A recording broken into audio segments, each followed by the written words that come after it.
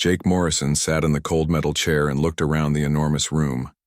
The Galactic Council chamber was bigger than 3 football fields put together. Hundreds of alien beings filled the curved seats that went up to the ceiling like a giant bowl. Some looked like walking crystals that sparkled in the light. Others were floating clouds of purple gas that spoke through mechanical boxes. There were creatures with too many arms, others with no arms at all, and some that looked like living rocks. Jake had been coming to this place for 5 years now. He was the human ambassador, which meant he spoke for all humans in the galaxy. It was supposed to be an honor. Today it felt like punishment. The tall crystal being at the front of the room was High Counselor Vexitar. He was old, maybe thousands of years old, and he never let anyone forget it. His voice came out like breaking glass when he spoke. "We are here today to vote on the Primitive Species Limitation Act," Vexitar announced. The sound echoed off the walls.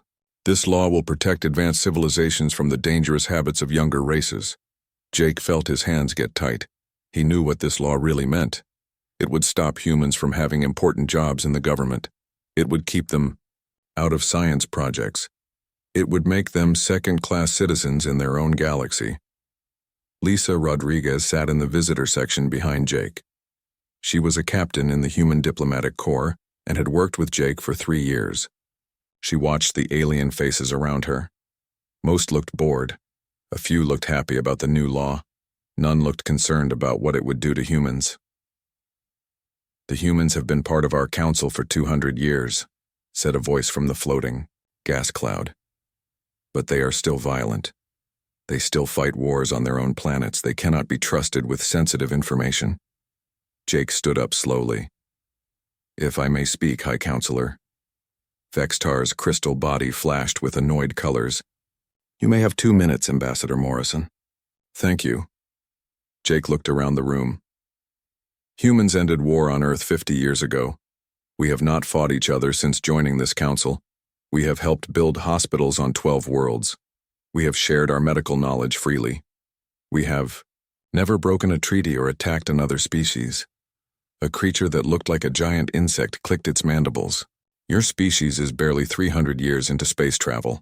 The Zeridians have been traveling between stars for 50,000 years. You are children pretending to be adults." Murmurs of agreement rippled through the chamber. Jake felt his face get hot but kept his voice calm. "Children learn fast. Children ask questions adults forget to ask. Children see problems that adults miss because they think they know everything already." "Enough." Vexitar cut him off. "Your time is finished." In the back of the room, Alan Carter packed his research files into a metal box. He was the head of human xenobiology research and had been working with alien scientists for 15 years. He had helped cure 3 different plagues and discovered new medicines that saved millions of lives across the galaxy. Now he was being told his work was too dangerous to continue. The vote began. One by one, each species cast their decision. The results appeared on a huge screen above the chamber. Yes, votes were green. No votes were red. Jake watched the screen fill with green as species after species voted to limit human participation in galactic society. When the final vote was counted, the result was clear. The Primitive Species Limitation Act had passed by a wide margin. Only the Aquatic Federation and the Silicon Collective had voted against it. Counselor Thyssera from the insect species stood up. Her voice was sharp and cutting. "Perhaps the humans should be grateful. We are allowing them to remain in our council at all. They should thank us for the privilege of serving their betters." That was the moment everything changed. Jake Morrison had spent 5 years being polite. He had smiled when aliens insulted his species. He had stayed calm when they dismissed human achievements. He had tried to be diplomatic when they treated humans like pets or curiosities, but he was done being polite. Jake stood up again. The chamber became quiet. Something in his posture made even the oldest aliens pay attention. "I have an announcement," Jake said. His voice was not loud, but everyone could hear it clearly. "Effective immediately, humanity withdraws from the Galactic Council." The silence that followed was complete. Even the gas clouds stopped moving. "We will honor no treaties made under this council," Jake continued. We will provide no resources to council projects. We will offer no assistance to council members. We will close our embassies, recall our citizens from joint operations, and cease all cooperation with galactic institutions. Vextar's crystal body flashed angry red colors. You cannot be serious. This is a childish tantrum. No, Jake said quietly. This is a business decision. You have made it clear that humans are not welcome here as equals. We will not stay where we are not wanted. Lisa Rodriguez was already on her communication device, sending coded messages to human facilities across the galaxy. The withdrawal had been planned for months, just in case this day came. Every human ambassador, every human scientist, every human worker in galactic space was about to receive the same message. Pack up and come home. Beth Williams was on the bridge of the human ship Defiant when the message came through. She was a commander in the joint patrol force that kept peace in the Outer Rim territories. She looked at the orders on her screen and smiled. She had been waiting for this day. All hands, this is the commander, she announced over the ship's communication system. We are withdrawing from galactic service effective immediately. Set course for human space.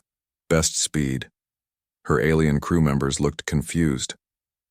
They had worked with humans for years and thought they understood them. They were about to learn how wrong they were. Back in the council chamber, Jake was finishing his speech. You have treated us like children, who should be grateful for your attention. You have dismissed our contributions and mocked our efforts. You have made laws to keep us in our place. He picked up his briefcase and walked toward the exit. You want to see what the galaxy looks like without humans? You are about to find out. As Jake reached the door, he turned back one last time. Good luck. You are going to need it. The council chamber erupted in noise as Jake left. Some aliens laughed. Others shouted insults. A few looked worried, but most seemed relieved that the troublesome humans were finally leaving. High Counselor Vextar called for order. Let them go, he announced. The galaxy will be better without their primitive chaos. But in the back of the chamber, a young counselor named Flixara from the Aquatic Federation was not laughing. She had studied human contributions to galactic society for her doctoral thesis. She knew things that the older counselors had forgotten or never bothered to learn. She knew that humans maintained 40% of the communication relay stations in the outer sectors. She knew that human medical techniques had saved more lives in the past decade than any other species' contributions. She knew that human engineers had solved problems that had puzzled alien scientists for centuries. As the chamber slowly emptied, Flixara made notes on her data tablet. She had a feeling that the next few months were going to be very interesting. The galaxy was about to learn what it really meant to lose the humans. Outside the chamber, Jake Morrison walked through the corridors of Nexus Prime Station. He passed shops and restaurants run by dozens of different species. He saw the mixing of cultures and technologies that made galactic civilization possible. For a moment, he felt sad about what was ending.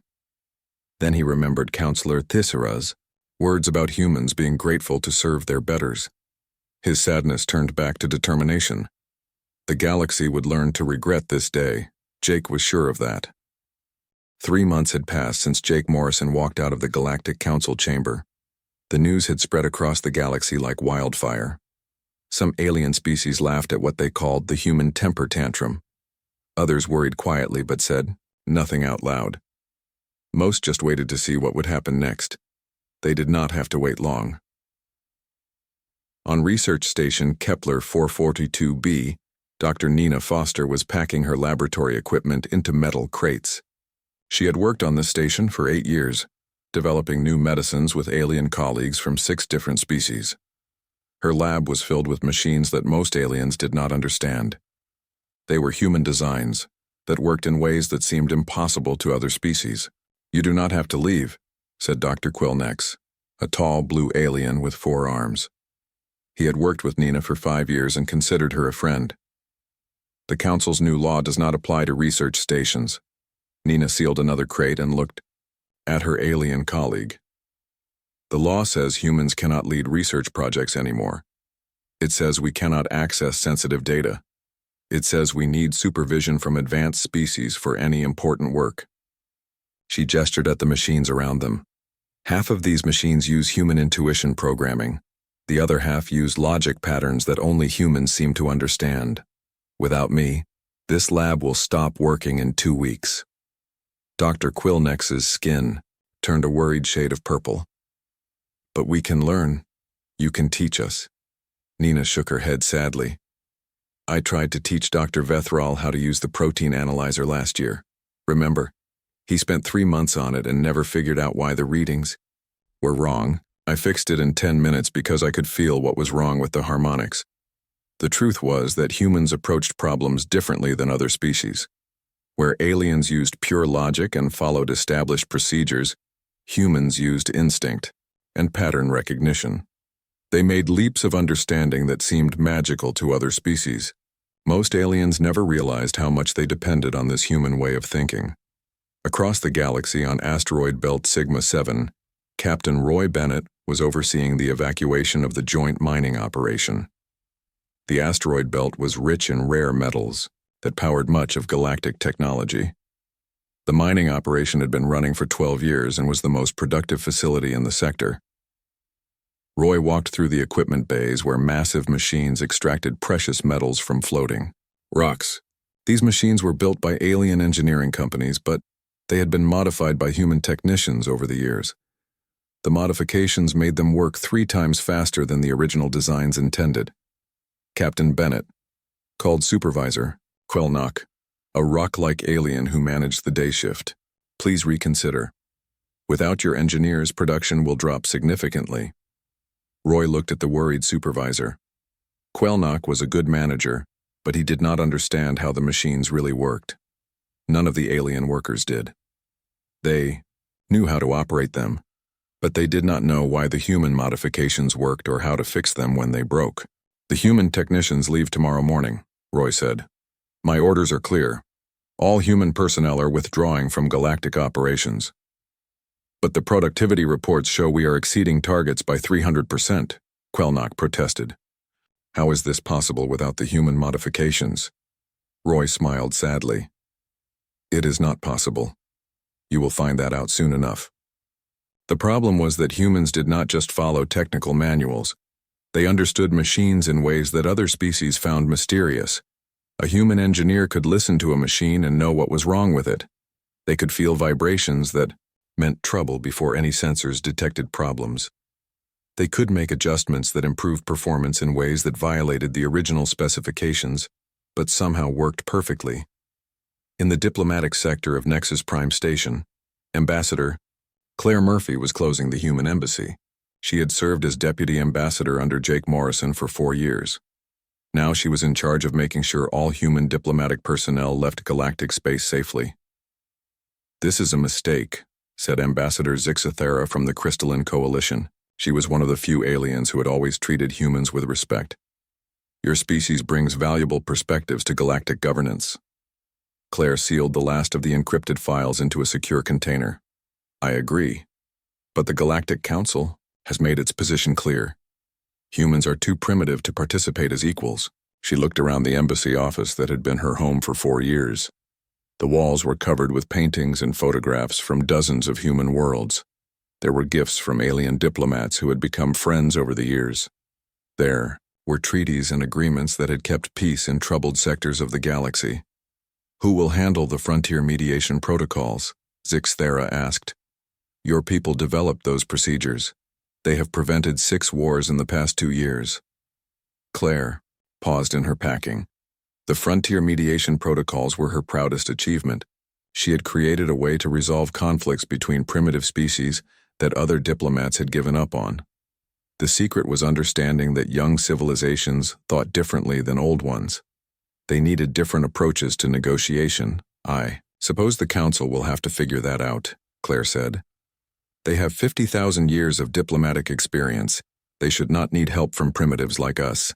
Meanwhile, Lieutenant Colonel Steve Adams was coordinating the withdrawal of human peacekeepers from conflict zones across the galaxy.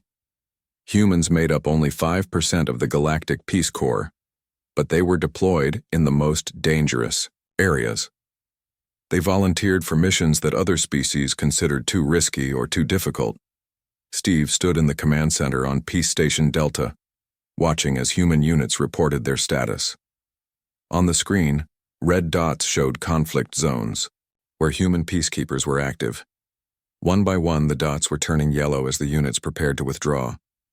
"Colonel Adams," said General Flixmore, the Zeridian commander of the Peace Corps, "my staff estimates that removing human units will reduce our operational effectiveness by 40%. How is this possible when humans represent such a small percentage of our forces?" Steve looked at the worried general.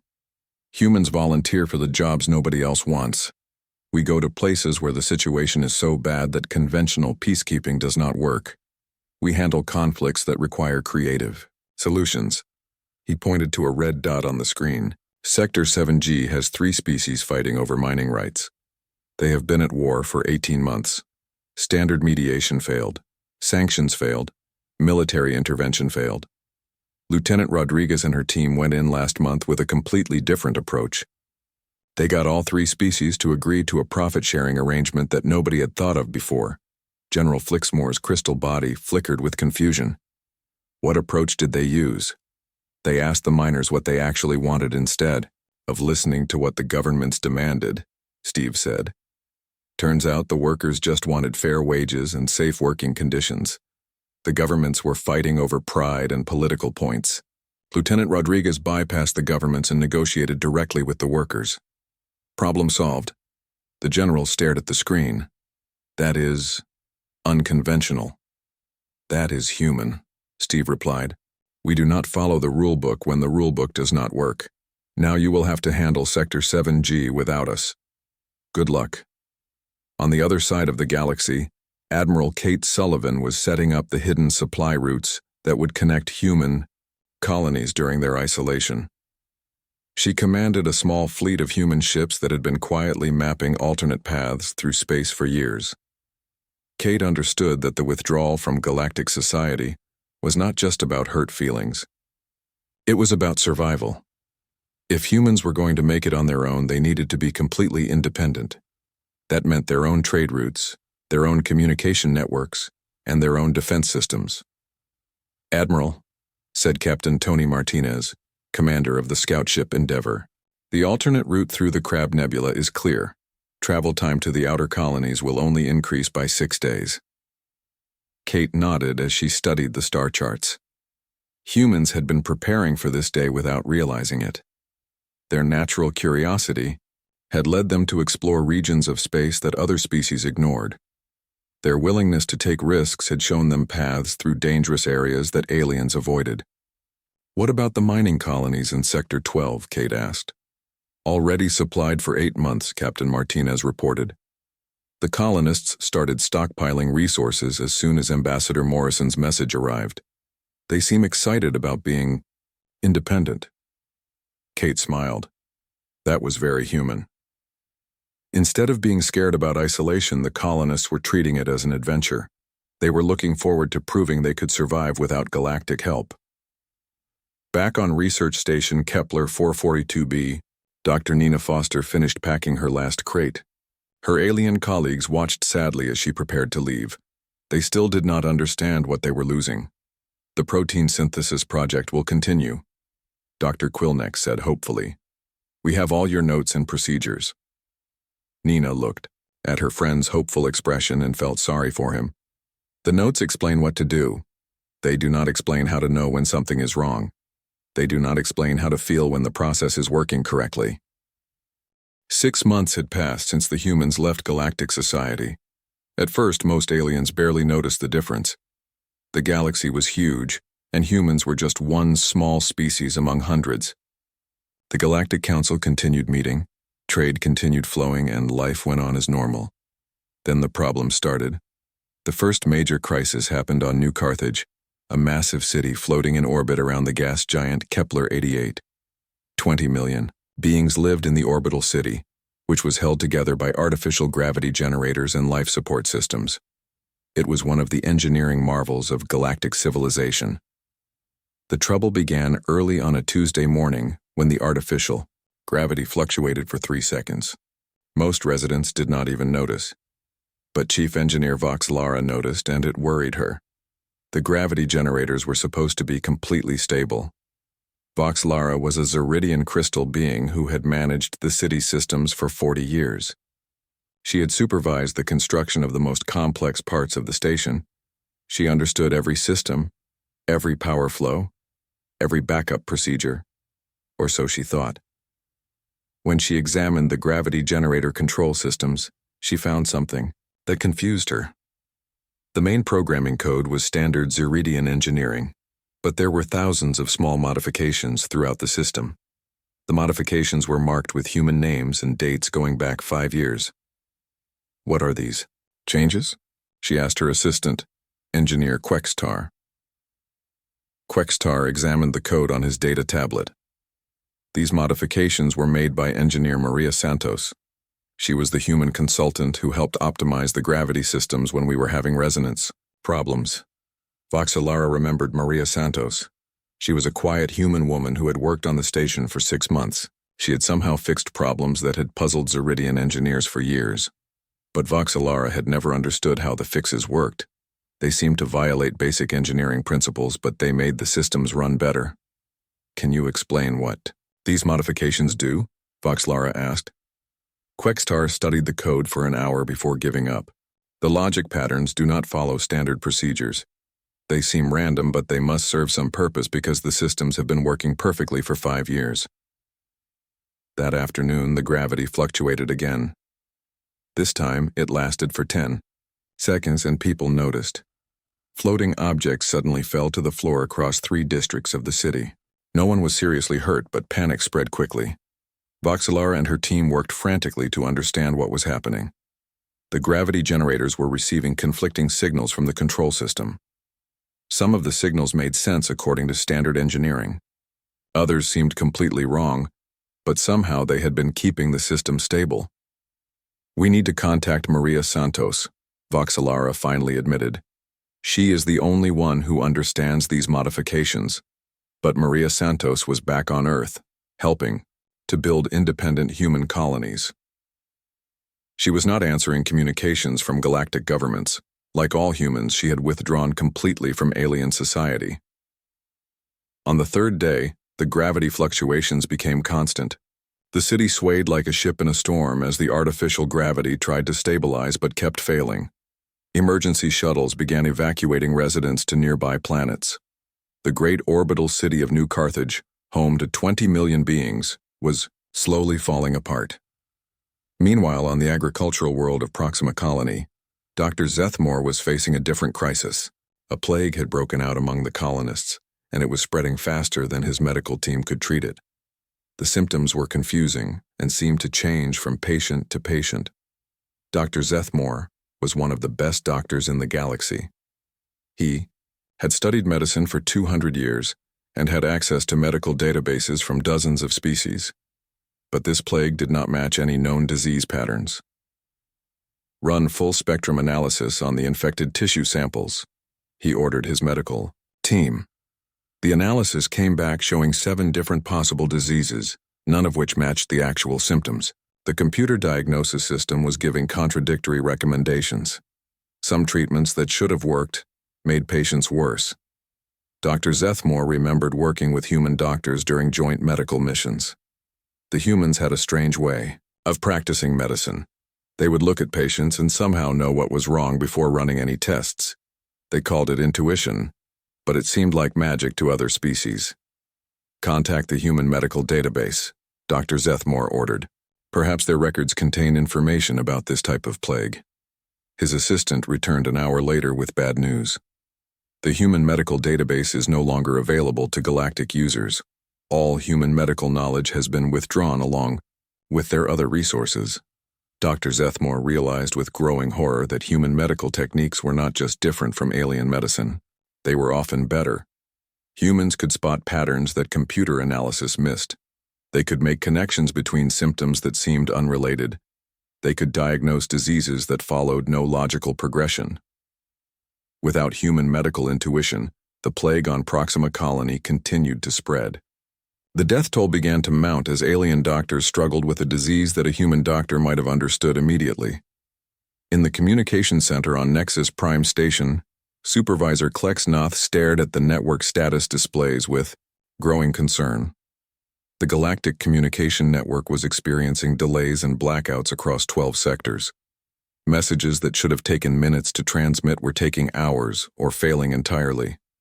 The problem was with the relay stations. In the outer sectors, these stations boosted communication signals across the vast distances between star systems. Without them, the galaxy would lose its ability to communicate instantly across interstellar space.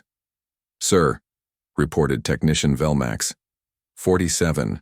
Relay stations are reporting system errors. The stations are still operating, but efficiency has dropped by 35%. Klexnoth examined the error reports. The failing stations had one thing in common. They had all been serviced by human technicians within the past year. The humans had made modifications to improve signal clarity and reduce power consumption. "What did the humans change in these stations?" Klexnoth asked. Velmax pulled up the maintenance records. "The modifications are not well documented. The human technicians reported improved performance, but they did not explain how the improvements were achieved." Klexnoth felt a chill of understanding. The humans had not just maintained the relay stations, they had quietly improved them in ways that other species could not replicate. Now, without human maintenance, the improvements were failing. Chief Communications Officer Dana Wright had been the human responsible for overseeing the outer sector relay network. She had traveled to remote stations that other species found too dangerous or too boring to visit. She had kept the network running smoothly for 8 years, but Dana Wright was now on the human colony ship New Horizon, helping to establish communication networks for independent human settlements. She was not coming back to fix the galactic network. In the frontier regions of the galaxy, Captain Frank Miller's absence was creating an even more serious problem. Frank had commanded a small fleet of human ships that patrolled the dangerous border areas where pirates and raiders operated.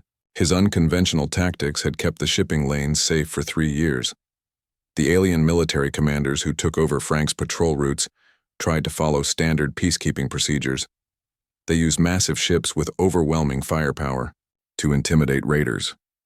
They followed predictable patrol patterns based on strategic analysis. They responded to attacks with proportional force according to military regulations. The pirates quickly realized that the new patrols were easy to avoid. The alien ships were too big to chase fast raiders through asteroid fields. Their patrol patterns were too predictable to surprise anyone. Their responses were too slow and too measured to be effective. Raider attacks increased by 200% in the first month after human withdrawal. Merchant ships that had traveled safely for years were suddenly being attacked regularly. Trade routes that had been secure became dangerous. Admiral Thexenora of the Galactic Defense Force studied the attack reports with growing frustration. How were the humans stopping these raids with such small forces?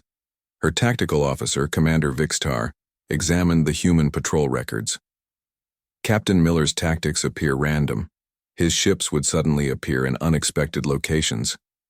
He would attack with minimal force but maximum surprise. He violated standard engagement protocols regularly, yet his success rate was 93%, Admiral Thexenora noted. How is this possible? The truth was that humans approached military tactics differently than other species.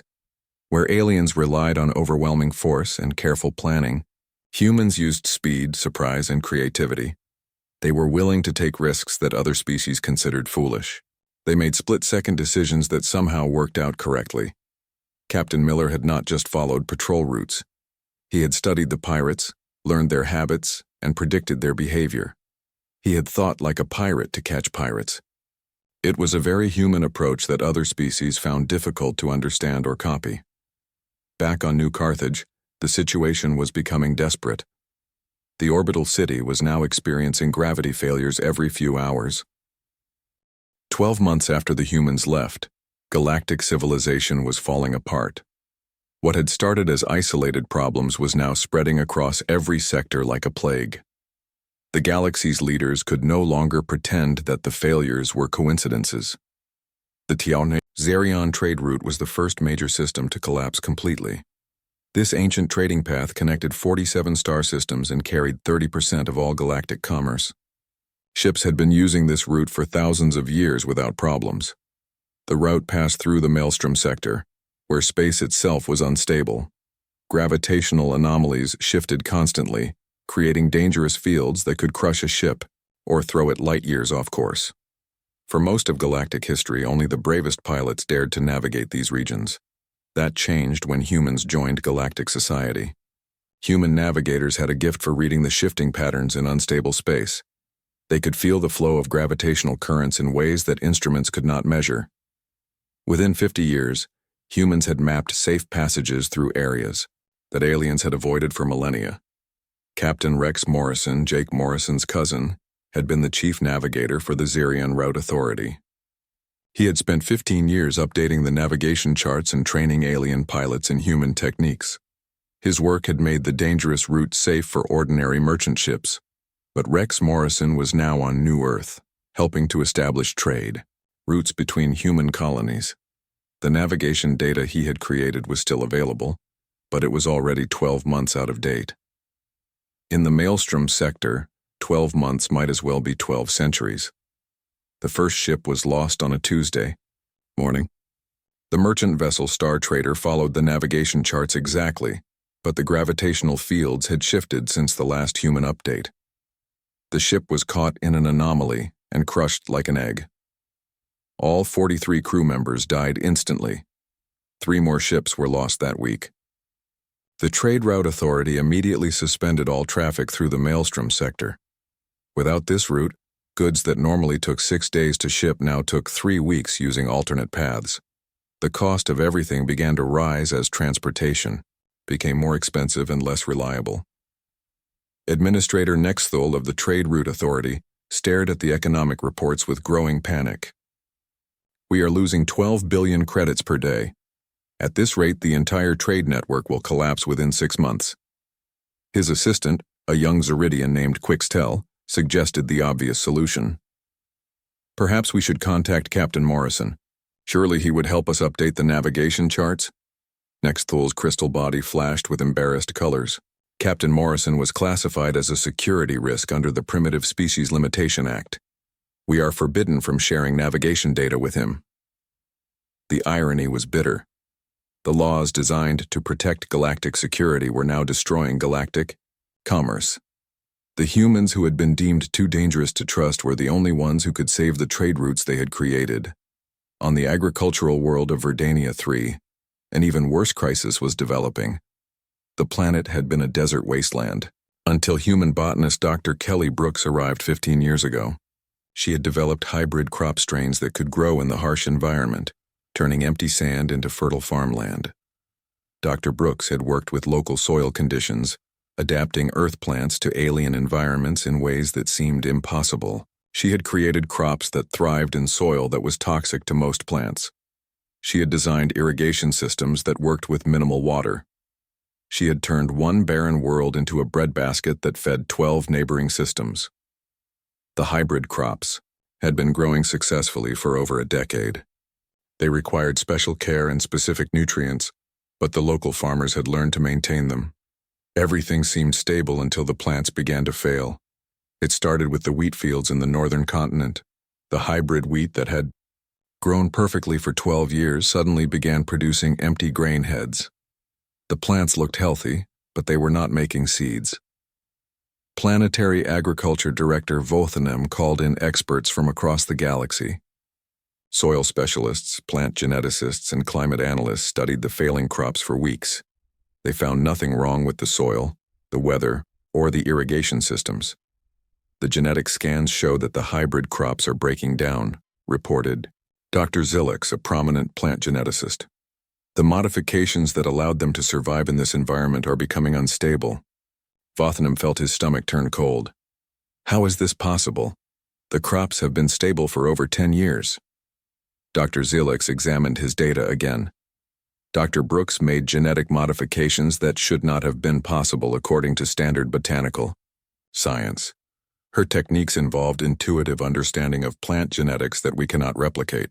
The truth was that Kelly Brooks had not just followed genetic engineering textbooks. She had developed a feel for how plants adapted to new environments.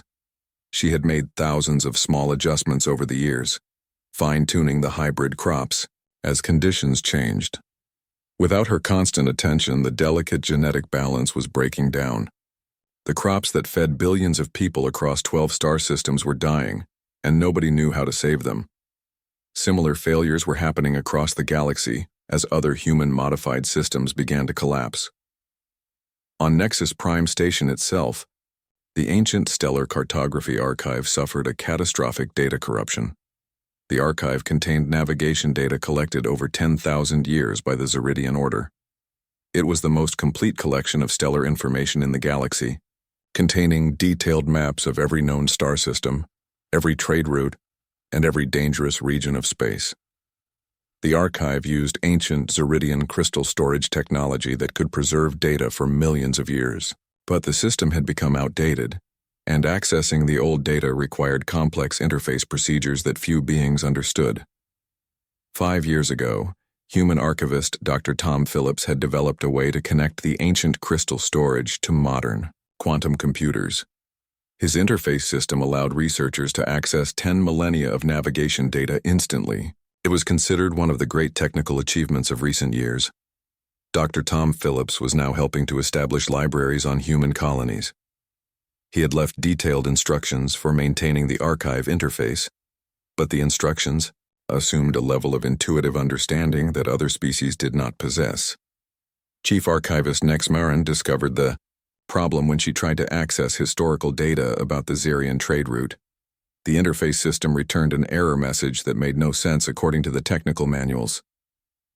"Run a full diagnostic on the quantum interface," she ordered her technical staff. The diagnostic revealed a complex cascade failure. The quantum computers were trying to read data from the crystal storage, but the translation protocols were breaking down. Information that had been perfectly accessible for 5 years was becoming corrupted gibberish. "Contact Dr. Phillips," Nexmarin ordered. "We need his help to repair the interface." But Dr. Phillips, like all other humans, was not responding to galactic communications. The archive that contained 10,000 years of stellar knowledge was slowly becoming inaccessible. On the human colony of New Earth, Ambassador Jake Morrison was teaching agricultural techniques to young colonists when his communication device chimed with an urgent message. He almost ignored it, but the sender's name caught his attention. The message was from Counselor Flixara of the Aquatic Federation. She was one of the few aliens who had opposed the Primitive Species Limitation Act. Her message was brief and desperate. "Ambassador Morrison, I need to speak with you privately. The galaxy is facing multiple system failures. 23 major infrastructure systems have collapsed. Economic output has dropped 40%. Civil unrest is spreading across member worlds. We need human help, but political pride prevents the Council from admitting this publicly. Please, respond." Jake stared at the message for a long time. Part of him felt satisfied that the galaxy was finally learning the value of human contributions, but mostly he felt sad for the billions of innocent beings who were suffering because of their leader's arrogance. He composed a careful reply. "Counselor Flixara, I appreciate your honesty about the situation. However, humans cannot provide assistance while we are classified as security risks under galactic law. The Council has made it clear that our help is not wanted." Flixara's response came within hours. "The situation is worse than my first message indicated. The orbital city of New Carthage has been completely evacuated. The Zerian trade route is closed indefinitely. Food shortages are developing on 17 worlds. High Counselor Vextar still refuses to acknowledge that these problems are connected to human withdrawal." Jake felt his resolve weaken slightly. These were not just political problems. Real people were suffering and dying because critical systems were failing. But he also knew that giving in too easily would not solve the underlying problem. "What exactly are you asking me to do?" he replied. I'm asking you to consider returning," Flixara wrote back. "Not as a subordinate species, but as an equal partner. I am working to build support for a new approach to galactic cooperation. But I need to know that humans would be willing to help if the political situation changed." 18 months after the humans left, galactic civilization was on the edge of complete collapse. The Great Nexus Station, the seat of galactic government for 5,000 years, was dying. The station hung in space like a massive crystal flower, its transparent walls reflecting the light of 3 nearby stars. For millennia, it had been the symbol of galactic unity and cooperation. Beings from hundreds of species had walked its corridors, making laws and treaties that kept peace across the galaxy. Now the station was shaking itself apart. Chief Engineer Voxelara stood in the central control room, watching helplessly as warning lights flashed red across every system display. The artificial gravity generators that kept the station stable were failing in sequence. The fusion reactors that provided power were operating at dangerous levels. The life support systems were struggling to maintain breathable atmosphere. "How much time do we have?" asked Station Administrator Nexcol, his voice tight with fear. Voxelara checked her readings again, hoping for better news. 6 hours, maybe 8. The gravitational field is becoming unstable. If we lose containment, the station will break apart. The problem was the same that had destroyed New Carthage. The gravity control systems had been modified by human engineers years ago to handle the station's massive size and complex structure. Those modifications were now failing, and nobody understood how to fix them. In the council chambers, High Counselor Vextar was finally facing the truth he had denied for 18 months. Counselor Flixara stood before the emergency session, presenting her devastating report on the galaxy's collapse. "Economic output has fallen by 60%, she announced to the assembled representatives. 17 agricultural worlds face famine. The communication network has failed in 43 sectors. 3 major trade routes are closed completely. Civil unrest is spreading across member systems." She paused and looked directly at High Counselor Vextar. "And now our own seat of government is about to be destroyed because we cannot maintain systems that humans built and modified." Vextar's crystal body flickered with angry colors, but he could not argue with the facts. Around the chamber, representatives from dozens of species sat in stunned silence. The greatest civilization in galactic history was crumbling because they had driven away one small species in a fit of pride. "What do you propose?" asked Counselor Thyssera, the insect being who had first suggested that humans should be grateful to serve their betters. Her voice was much quieter now. "I propose that we send a formal delegation to the humans," Flixara replied. "We must apologize for our treatment of them and ask for their help, not as subordinates but as equals." The chamber erupted in angry voices. Many counselors still could not accept that they needed help from primitives. But as the station shook, around them their protests sounded increasingly desperate. High Counselor Vextar finally called for order. "The station will be destroyed within hours. We must evacuate immediately. This session is suspended indefinitely." As alarms blared throughout the station, emergency shuttles began carrying government officials and workers to safety.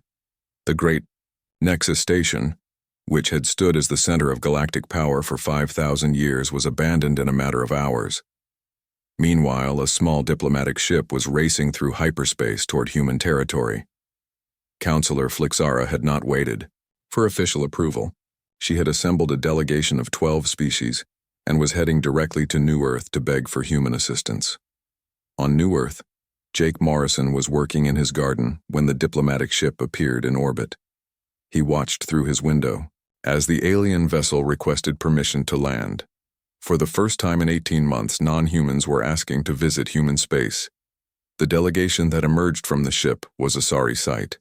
Flixara led the group, but she was accompanied by representatives who had spent years dismissing human contributions. They looked tired, frightened, and humbled by the disasters they had witnessed. Jake met them in the small community center that served as New Earth's government building. It was a far cry from the grand chambers where they usually conducted diplomacy, but it was all the humans needed for their simple colonial democracy. "Ambassador Morrison," Flixara began formally, "we come to you in our darkest hour. The galaxy faces complete collapse and we need human help to survive." Jake looked around the room at the alien delegates. Some could not meet his eyes. Others fidgeted nervously. All of them looked desperate. "You called us primitives," Jake said quietly. "You said we were too dangerous to be trusted with important responsibilities. You passed laws to keep us in our place. Now you want our help?" High Counselor Vextar, who had traveled with the delegation against his better judgment, finally spoke. We were wrong. I was wrong. We let pride blind us to the value of human contributions.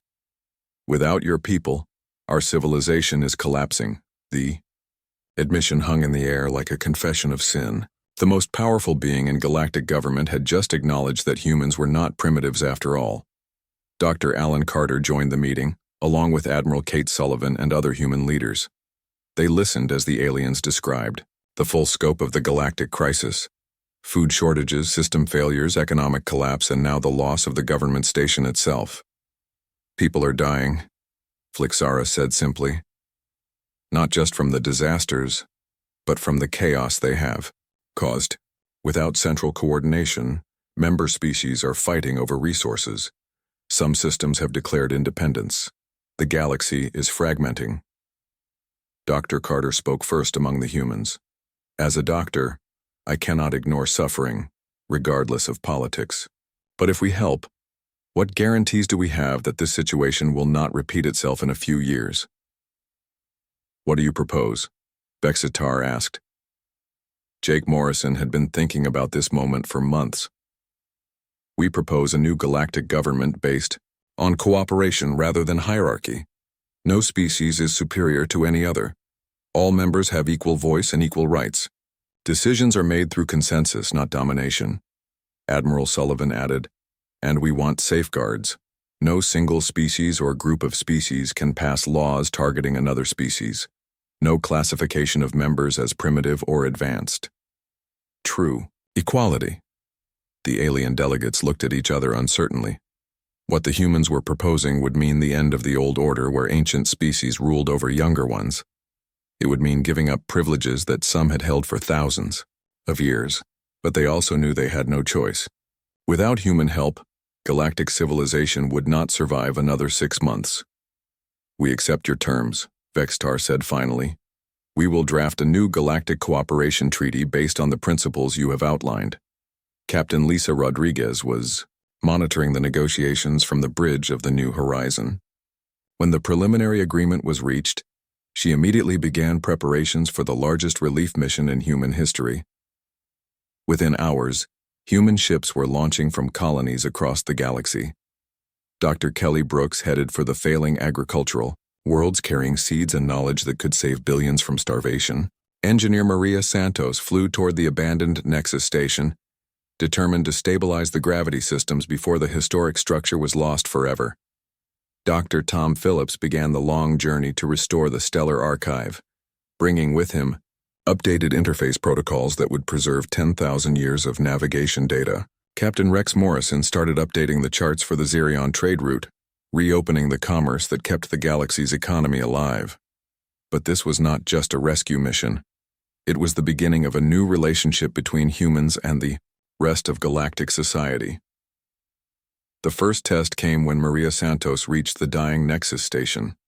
The structure was barely holding together, its crystal walls cracked and its gravity field fluctuating wildly. Maria worked for 16 hours straight, reconnecting systems and recalibrating the gravity generators that she had modified years earlier. When the station finally stabilized, she made an announcement that surprised everyone. This station is too damaged to serve as a government center. We need to build something new, something designed from the beginning for cooperation rather than domination. The new Galactic Cooperation Council met for the first time in a simple conference room, on a neutral space station. Instead of the grand chamber where species had been ranked by age and power, the new council used a circular table where every representative sat as an equal. Jake Morrison signed the Galactic Cooperation Treaty alongside representatives from 200 species. The document enshrined principles that seemed obvious but had never been formally recognized. That diversity made civilization stronger, that cooperation was better than competition, and that every species had unique contributions to make. The galaxy that emerged from the crisis was different from the one that had existed before. Trade flowed more freely because routes were managed cooperatively rather than controlled by dominant species. Science advanced faster because knowledge was shared openly rather than hoarded by the powerful. Conflicts were resolved through mediation rather than force. Most importantly, No species was ever again classified as primitive or advanced. The terms themselves were banned from official use. Experience had taught the galaxy that wisdom and intelligence took many forms and that the newest voices often had the most valuable things to say.